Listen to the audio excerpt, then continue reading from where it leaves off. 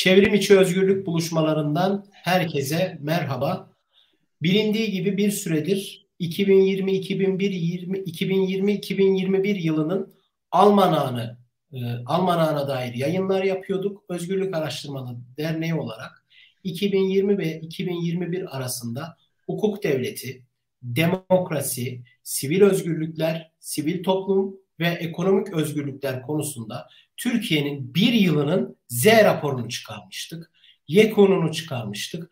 Ne oldu, ne bitti? Önemli hadiseleri, olayları ve kavramları raporumuzda yazmıştık. Bu raporun çok değerli müellifleri vardı. Bunlardan bir tanesi de kıymetli dostum Ömer Faruk Şen. Kendisi Sivil Özgürlükler bölümünü kaleme aldı.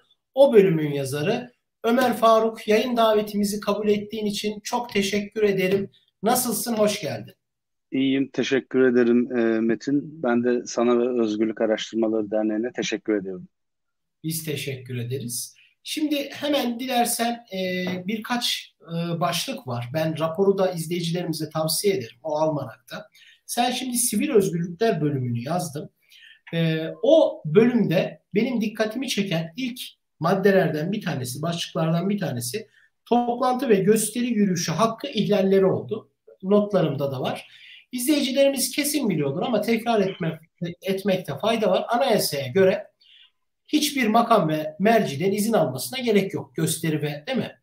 Vatandaşların Evet. böyle bir anayasal özgürlüğü var ve anayasanın teminatı altında.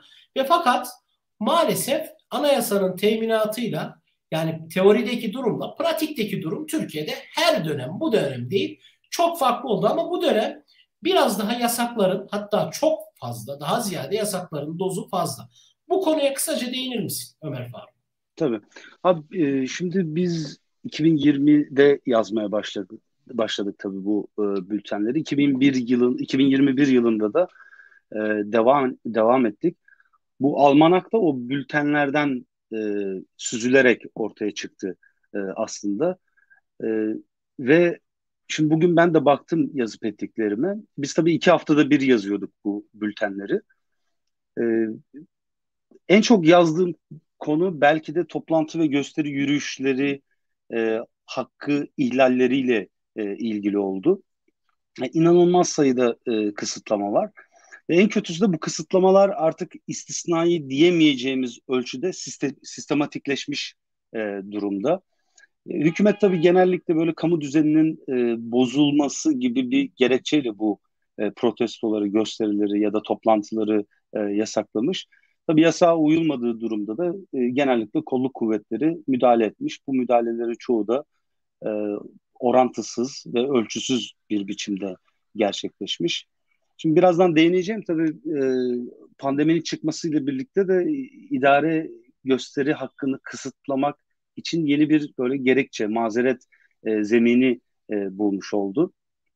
Şimdi birkaç yasaktan bahsetmek istiyorum. 2020 ve 21 daha çok 21 yılında karşılaştığımız. Bunların başında aslında 2 tane önemli etkinlik geliyor aklıma. Biri onur yürüyüşü, diğeri 1 Mayıs kutlamaları.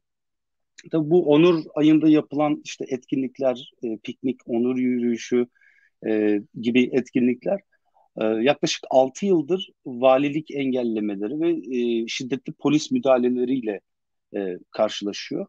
Geçtiğimiz yıl mesela Pride pikniği Şişli Kaymakamlığı tarafından yasaklanmıştı ve polis tarafından da izinsiz gösteri yapıldığı gerekçesiyle e, müdahale edilmişti. Müdahale sırasında tabii yaralananlar, gözaltına alınanlar oldu. Onur yürüyüşü de yine İstanbul Valiliğinin yasaklaması sonucu e, tırnak içinde söylüyorum izinsiz gösteri olarak gerçekleştirilmişti ve yine polis müdahale etmişti. Çok sayıda gözaltı vardı. İşte yaralananlar oldu. İşte polis plastik mermi kullanmıştı. Şimdi benzer biçimde Taksim'de de 1 Mayıs kutlamalarında da e, benzer bir trendi görüyoruz. E, Bu da artık neredeyse sistematikleşmiş durumda Metin.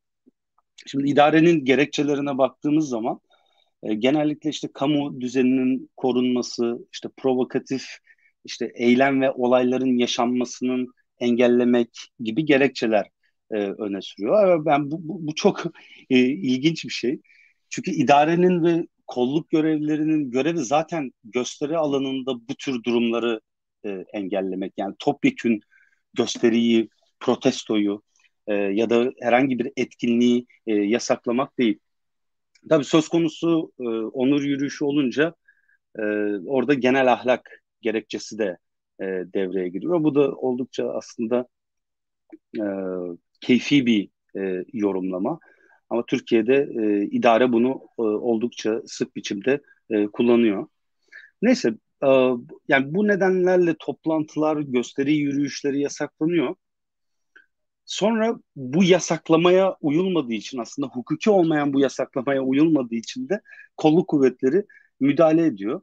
Gerekçe de işte izinsiz gösteri deniliyor. Yani bu ne aslında akla, ne mantığa, ne de hukuka uygun e, e, bir durum aslında. E, Bu da öyle zannediyorum AK Parti hükümetinin icraatlarından birisi izinsiz gösteri. Halbuki senin de dediğin gibi az önce böyle bir şey yok. E, Anayasanın 34. maddesi çok açık. Bu konuyla ilgili hüküm var. Diyor ki işte şuradan okuyayım. İşte herkes önceden izin almadan silahsız ve saldırısız toplantı ve gösteri yürüyüşü düzenleme hakkına sahiptir.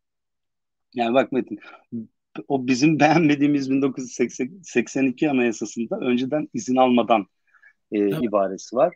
Ama gel gör ki işte valilikler gösteri yürüyüşleri sanki izne tabiymiş gibi yasaklayabiliyorlar. Şimdi bununla ilgili bir de kanun var. Demek istiyorum Hı Ömer. hı, Şöyle, anayasanın 34. maddesinde orada bir de alt pasajı var. Hani toplantı ve gösteri yürüyüş hakkı tam aklımda değil, ancak milli güvenlik, kamu düzeni, suç işlenmesinin önlenmesi, genel sağlık ve genel ahlak. Orada da öyle bir ifade var. Zaten hep o ifade kriter alınarak, referans alınarak yasaklanıyor. Ama tabii işte o yasaklamada hiç asıl maddenin şerhine hep referans verilerek, atıf yapılarak bir yasaklama durumu söz konusu. Maddenin orijinal haline, hani istisna elbette olabilir. Sen de çok iyi bilirsin ki istisna hali diye bir kavram da vardır. hı hı, hı Ama hı, hı hı. işte Covid döneminde mesela bu tür gösteri ve yürüyüşlerin yasaklanması anlaşılabilir. Halk sağlığı açısından. Ama işte o suistimal ediliyor. Hep o şer altındaki hep suistimal ediliyor. Böyle de bir araya girmek istedim. Buyur. Dediğin çok doğru. Bir de aslında bunun hani bu anayasa hükmü açık. Anayasa hükmünde de dediğin gibi işte genel sağlığa aykırı durumlarda kısıtlamaların yapılabileceğini söylüyor. Onunla ilgili de birkaç şey söyleyeceğim. Ondan önce bir karışıklık da şimdi şimdi kanunun adını unuttum ama bu toplantı ve gösteri yürüyüşlerini düzenleyen kanunda şöyle bir ibare var. E, işte toplantı ve gösteri yürüyüşleri en az 48 saat öncesinden kaymakamlığa ve valiliğe resmi olarak bildirilmek zorunda diye bir ibare var. Şimdi e, fakat burada idare genelde bildirmek ile izin almayı da birbirine karıştırıyor. E, Fakat bildirmek yani çok açık biçimde Türkçe anlayan herkes bunu çok basit biçimde, çabuk biçimde çözebilir. Bu izin almak değil yani. Hani aslında bu düzenleyici bir rolü de var bu hükmün. Çünkü yani bildirmek durumundasın. Çünkü bildirmezseniz mesela işte bildirmelisiniz ki yapacağınız etkinliği ya da protestoyu işte polis güvenlik önlemleri alsın. İşte ya da karşıt gruplar o gösteride bulunan grubu provoke etmesin. Ya da aynı yerde, aynı saatte başka bir protesto olayı olmasın, bir karışıklık olmasın diye. Yani aslında bu bildirme zorunluluğu da lojistik e, sorunların çözümü için zorunlu tutulmuş bir şey. Yoksa burada da bir izne tabi olma gibi bir durum söz konusu değil. Şimdi pandemiyle ilgili de e, senin söylediğine katılıyorum. Bir ekleme de yapmak istiyorum.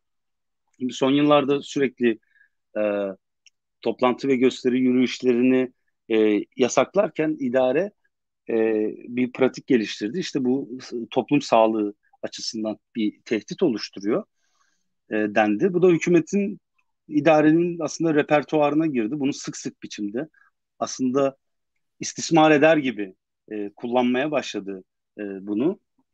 Mesela geçen sene iki HDP milletvekilinin milletvekilliği düşürülmüştü. Bunun üzerine HDP işte Edirne'den ve Hakkari'den hani e, insanların yürüyerek Ankara'ya gitmeleri çağrısında bulunmuştu. Şimdi bunun üzerine güzergah üzerindeki illerin valilikleri şehirlere giriş ve çıkışları kapatmıştı. Bunu da bültende yazdık. E, işte burada da İl Umumi Hıfzı Sıha e, kurallarına, e, kurullarının e, koronavirüs önlemleri bağlamında aldığı kararlara hep atıfta bulunulmuştu. Onlar gerekçe olarak gösterilmişti. Bu onur yürüyüşü için de kullanıldı. Sanki pandemiden önce hani bunu müsaade edilen bir gösteriydi de pandemiden dolayı yalnızca e, buna müsaade edilmedi gibi. Baroların protestoları içinde e, bu gerekçe kullanılmıştı. Şimdi şunu da hani belirtmek gerekir. Tabii senin de az önce söylediğin gibi hani kamu sağlığı tehdit altında olduğu zaman anayasa da buna cevaz veriyor. Bazı hak ve özgürlükler sınırlandırılabilir. E, Hatta anayasanın herhalde aynı maddesinde, 34. maddesinde bununla ilgili de bir hüküm var. Fakat bu sınırlamaların ölçülü olması lazım. Yani mesela ben bu konunun uzmanı değilim ama hani örneğin bir etkinlik gerçekleşecek. Hani burada kişi sayısının belirlenmesi, işte maske ve mesafe kurallarının gözetilmesi gibi önlemler alabilirsiniz. Ama bir etkinliği tümden yasaklayamazsınız. Bu aslında hakkın özüne dokunmak olur. E, Ama gördüğümüz üzere yani geçtiğimiz yıl Almanağ'da okuduğunda izleyiciler görecektir. Hükümet bunu yapıyor. E, Kamu sağlığı gerekçesinin arkasına sığınarak demokrasilerin olmazsa olmazı olan bu hakkı, bu hakkın özüne e, dokunuyor. Bir de bir ilke olarak yani bir sınırlama yapıyorsanız bunu herkese eşit yani bence burası çok önemli. Bunu eşit olarak uygulamanız gerekiyor. Şimdi geçtiğimiz 2 senede olan bitene baktığımızda hani hükümete yakın olan grupların AK Parti'nin kendi etkinliklerinde toplum sağlığı pek de fazla gözetilmezken e, muhalefete yakın gruplar söz konusu olduğunda hemen toplum Alep sağ dolu salonlar. evet toplum sağlığı birincil kaygı haline geliyor. Ya burada ciddi bir problem var yani. Bu hatta şey de vardı mesela bu aşı karşıtı bir miting yapılmıştı Maltepe'de, İstanbul Maltepe'de büyük uyanış adında. Yani işte orada mesela mitingde ne işte aşı kartı soruldu. AVM'ye gidemiyorsunuz ama mitingde insanlarla dip dibe dururken bir etkinlik gerçekleştiriyor. Miting yapıyor orada bir grup insan. Ne maske e, vardı ne aşı kartı soruldu. Yani o zaman şimdi insanlar sormadan edemiyorlar yani. Hani Mart 2020'den itibaren işte yüzlerce gösteri, yürüyüşü işte ve toplantıyı kamu sağlığı gerekçesiyle e, yasak hale getiriyorsunuz. Ama işte mitingde insanlar bilinçli bir biçimde tabii o mitingin amaçlarından biri de oydu zaten. Orada pandemi önlemlerini ihmal edilmesine göz yumuyorsunuz. İşte bu da aslında hükümetin ne kadar çifte standartlı politikalar uyguladığını bize gösteriyor. Hani çok uzattım bu ilk soruda ama genel olarak hani toparlayacak olursak yani sivil özgürlükler Türkiye'de çok ciddi bir erozyona uğruyor. E, Pandeminin de etkisiyle beraber artık giderek sistematikleşen ve sertleşen hak ihlallerine maruz kaldık biz geçtiğimiz 2 yılda. İşte ifade özgürlüğü, toplantı ve gösteri yürüyüşü hakkı, örgütlenme hakkı ve benzeri hepsi hükümetin ve idarenin kararlarıyla birlikte zedelendi. İşte birçok insan yaralandı, gözaltına alındı. Ya şu barınamayanlar hareketinin başına gelenlere bakın yani. Hani İsrafil de e, değil ona. öyle mi? Hani onlarca öğrenciyi gözaltına aldılar yani. Terör örgütleriyle iltisaklı olduklarını söylediler. Evet. Yani, ya Ömer, burada bir yandan soruyu şu toparlayalım. tabii. Yani burada son olarak şey söyleyeceğim. Burada aslında çıkarmamız gereken ders de şu. Yani burada şunu görüyoruz aslında. Mesela ekonominin de kötüleşmesiyle beraber AK Parti hükümeti çok tehlikeli, refleksif bir tavra büründü. Tabii bu birçok otoriter hükümetin e, sergilediği bir davranış. Ortada bir sorun var mesela, ekonomik sorun, barınma sorunu. AK Parti hükümeti bu sorunu çözmek yerine onun semptomlarını, onu dile getirenleri hedef alıyor.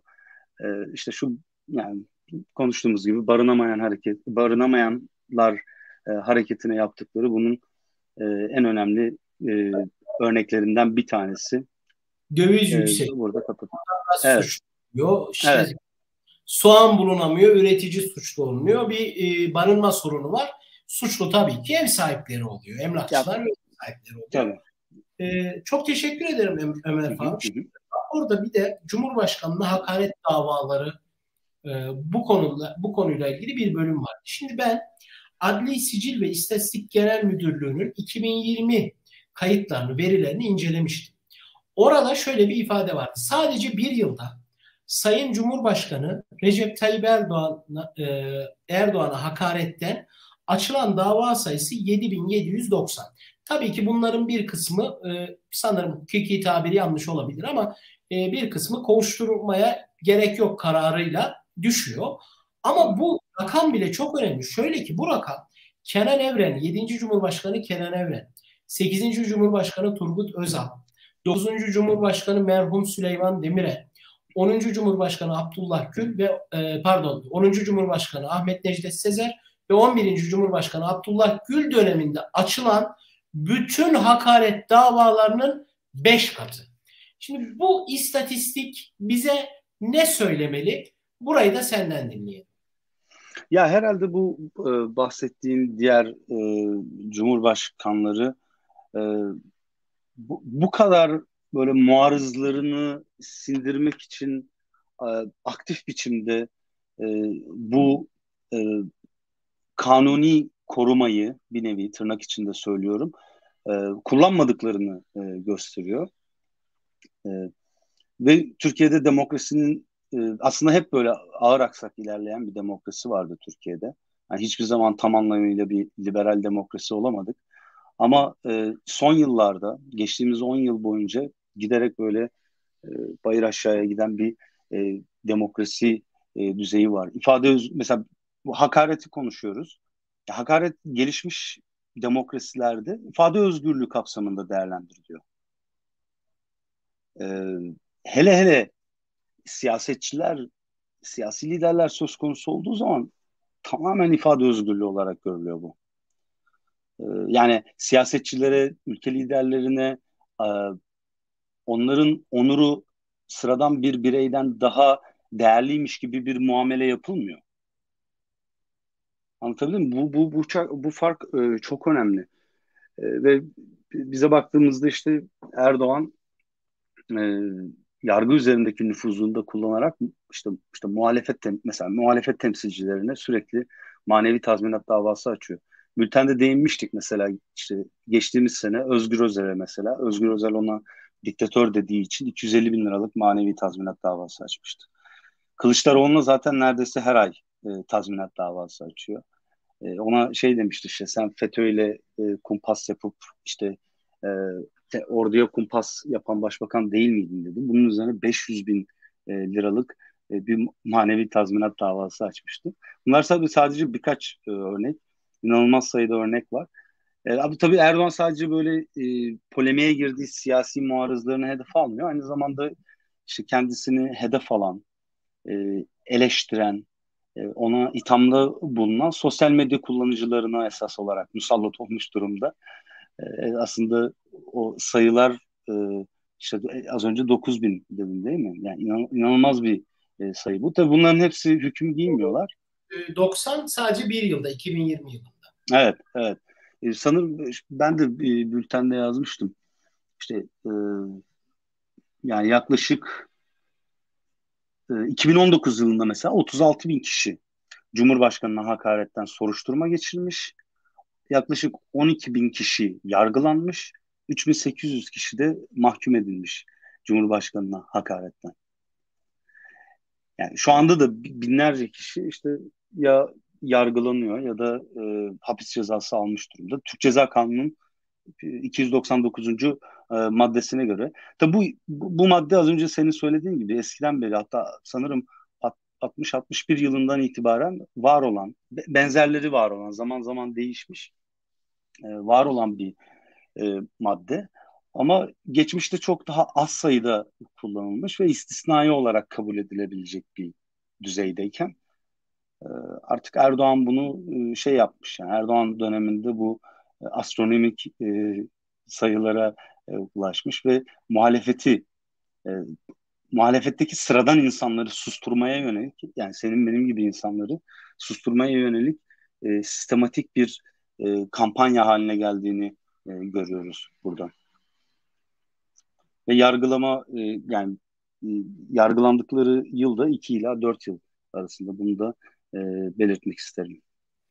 En son İyi Partili Alp Emeç de benzer bir suç Evet. sebebiyle kısa bir sürede olsa tutukluluk halinde bulunmuştu. Yani cezaevine girmişti maalesef. Kısa bir süre sonra çok şükür ki salı verildi. Şimdi Ömer, orada bir de bu Almanak'ta Kaos GL Derneği'ne ilişkin bir pasaj var, bir bölüm var. İzleyicilerimize aktarabilir misin? Tabii. Şimdi 2017 yılında e, Ankara Valiliği bazı sivil toplum kuruluşlarının etkinliklerini yasaklıyor. Bunlar arasında Kaos GL de var. Valilik işte kararında halkı düşmanlığa, işte kim ve düşmanlığa alenen tahrik edeceği gerekçesiyle gerekçelendiriyor bu kararını. Daha sonradan işte Kaos GL Derneği 2018 yılında, işte daha sonradan işte 2018 yılında Anayasa Mahkemesi'ne bireysel başvuruda bulunuyor. 2019 yılında da Bölge İdare Mahkemesi bu idari işlemi, yani Ankara Valiliği'nin idari işlemini iptal ediyor. Ondan sonra 2021 yılında işte bu bültenin ilgili sayısını yazdığımız zaman e, bu kararı inceliyor, bu başvuruyu inceliyor Anayasa Mahkemesi ve kişi bakımından yetkisizlik veriyor. Tabii bu kararıyla da yani özellikle Anayasa Mahkemesi bu uluslararası e, siyasette Birleşmiş Milletler oylamalarındaki Çin gibi, yani böyle netameli konulardan uzak durmaya e, gayret gösteriyor. Hak ihlalini görmezden geliyor Anayasa Mahkemesi. Burada kararında çok ilginç bir şey var. Ya çok aslında akla mantığa çok aykırı, böyle o kararı okuyanın hemen dikkatini çekecek bir durum var. O da şu: Anayasa Mahkemesi diyor ki dernek, Kaos GL Derneği bu karardan, yasak kararından somut olarak etkilenmemiştir. E, Çünkü zaten 2019 yılında e, Bölge İdare Mahkemesi iptal kararı vermiş. Yani iptal kararı vermiş ama bu dernek 2 yıl boyunca faaliyette bulunamamış. Yani daha nasıl, ne kadar somut olarak etkilenebilir bu e, dernek? Gerçekten çok e, şaşırtıcı bir durum yani. Anayasa Mahkemesi bazen böyle şaşırtıcı biçimde hiç kimsenin beklemediği kararlar veriyor ama bazen de bu tür kararlar veriyor. Akla mantığa çok aykırı. Yani, hukuk nosyonundan habersiz insanların bile hemen bir çırpıda burada nasıl bir mantıksızlık var diyeceği türden kararlar da veriyor. E, işte onun haricinde hani Bölge İdare Mahkemesi kararına baktığımızda da orada da bu 2 yıllık hak ihlalini, yani 2 yıl boyunca dernek hiçbir faaliyette bulunamamış. Bu 2 yıllık hak ihlalini giderecek herhangi bir hüküm yok. Bu da şuna getiriyor biz, yani eğer idari işlemin iptal edilmesinin hak ihlalini ortadan kaldırdığını kabul edeceksek, bu durumda idareler sürekli hak ihlalleri gerçekleştirirler. Mağdurlarını uzun dava süreçlerinde yıpratırlar ve günün sonunda temel haklarından yoksun kaldıkları böyle sistematik bir muameleye dönüşür bu durum. Bu açıdan çok farklı bir durum var.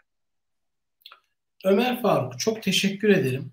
Şimdi anladığım kadarıyla Türkiye'de, daha doğrusu bildiğimiz kadarıyla Türkiye'de hukuk devleti, ekonomik özgürlükler, sivil özgürlükler, demokrasi, bu gibi alanların hepsinde bir aşınma ve geriye gidiş söz konusu. Endekslerde de zaten bunu görüyoruz. Sivil özgürlükler bahsi şimdi daha ziyade hukuk devleti, ekonomik özgürlükler konusu işleniyor. Sivil özgürlükler bahsinde, raporda, almanakta benim gördüğüm birkaç başlık daha vardı. Bunlardan bir tanesi son yılların çok popüler temalarından biri var. Sokak röportajları.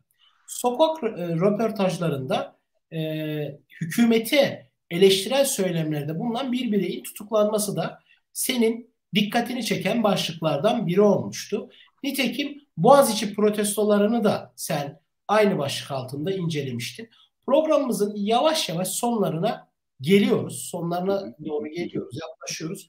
Bu iki konuda da bir şeyler söylemek ister misin? Yani sen şu anda bize sivil özgürlüklerin geriye gittiğin konusunda Türkiye'de zaten aklı başında herkes mutabık ama bu geriye gidiş hangi geriye gidişin tezahür ettiği olayları sen bize anlatıyorsun, özetliyorsun. Bu iki konuyu da özetlersen sevinirim. Sonra programımızı kapatalım.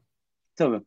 Ya mesela bu Boğaziçi olayı belki 3-4 kere ele almışızdır bültenlerimizde. 3-4 sayımızda ele almışızdır.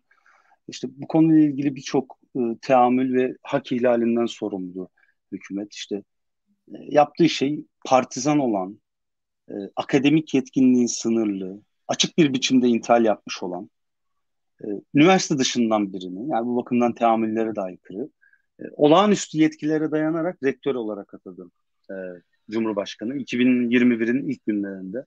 İşte sonra aylar süren protestolar başladı. O da ayrı bir hak ihlali serisini başlatmış oldu. İşte okula girişler kapatıldı, polis sert müdahale etti, öğrenciler gözaltına alındı, polis merkezinde şiddet görenler oldu. Günlerce hükümet öğrencilerin, orada protesto eden insanların terör örgütleriyle iltisaklı olduğunu söyledi. Televizyon kanalları öğrencilerin üstüne gitti, onları marjinalize etti.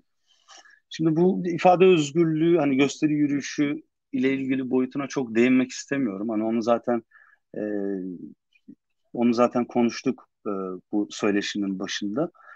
Daha çok atama sürecine odaklanmak istiyorum. Yani e, burada otoriter rejimlerin nasıl olağanüstü koşullardan istifade ettiğini çok açık biçimde görüyoruz. İşte 2016 yılına kadar, hani detaylarına girmeyeyim, herkes biliyor zaten. İşte üniversite 6 kişi seçiyor. YÖK bunu 3'e indiriyor. O 3 kişi arasından Cumhurbaşkanı istediği kişiyi e, rektör olarak atıyordu. Bu 2016 yılında bir KHK çıkardılar ve Cumhurbaşkanı'na doğrudan rektör atama yetkisi verildi.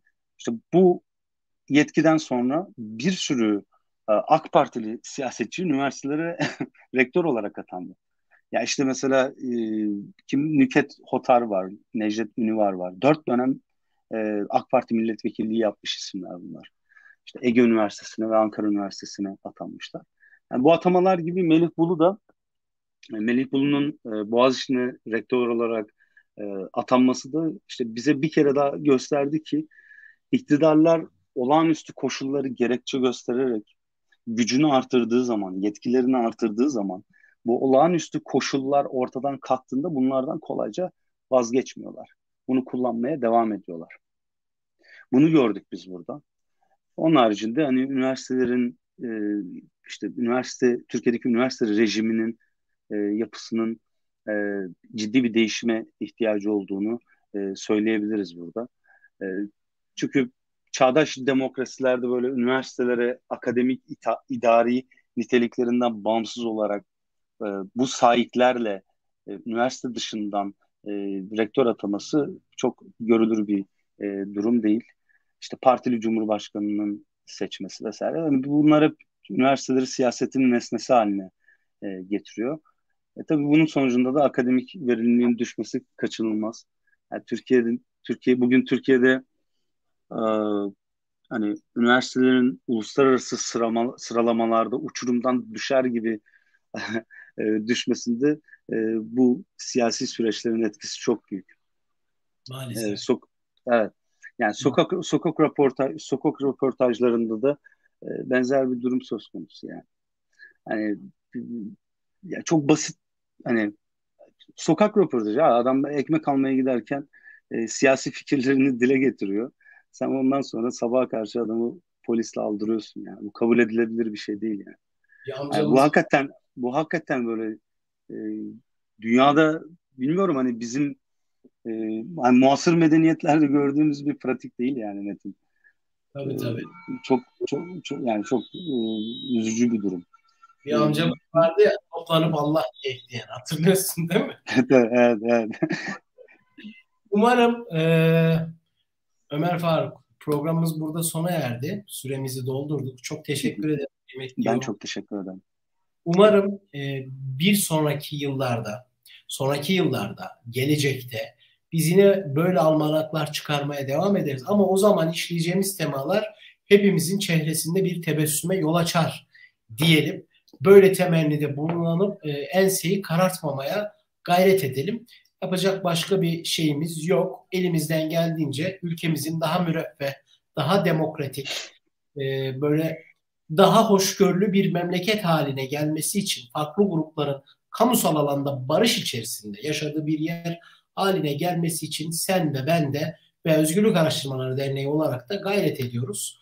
Ben programımızı izleyen, takip eden, yorumlarıyla katkıda bulunan bütün izleyicilerimize teşekkür ediyor ve herkese iyi günler diliyorum. Senin de veda faslında söylemek istediklerin varsa onları söyle, programı kapatalım. Yani çok söylemek istediğim bir şey yok. Ben bugün yani şeyi söylemek istiyorum. Bugün tekrar böyle yazdığımız bültenlere ve almanağa baktım. Yani böyle bir film şeridi gibi geçti gözümün önünden. Hani çoğunu böyle hani bu da olmuştu, bu da olmuştu diye böyle hani aslında çok önemli. O hafta Tabii, için çok önemli ama böyle 3 ay sonra, 5 ay sonra unuttuğumuz, aklımıza gelmeyen çok şey varmış. Yani bunları da mı yaşamıştık, bunu da mı yaşamıştık? Ki bir sene öncesinden bahsediyorum yani. Umarım ben de önümüzdeki yıllarda bülten yazmaya devam ettiğimizde, her sene sonunda almanak çıkardığımızda daha böyle e, daha hafif konular yazmak isterim yani. tabii. Anlatabildim mi? Yani Türkiye gündemi öyle bir yer ki VTR modunda izleyenin bile yetişemeyeceği, yani hatırlamakta zorluk çekeceği öyle bir yer. Umarım dediğin gibi olur. Umarım. Görüşmek üzere. İzleyicilerimize tekrar çok teşekkür ediyorum. Hoşça kalın. Ben çok teşekkür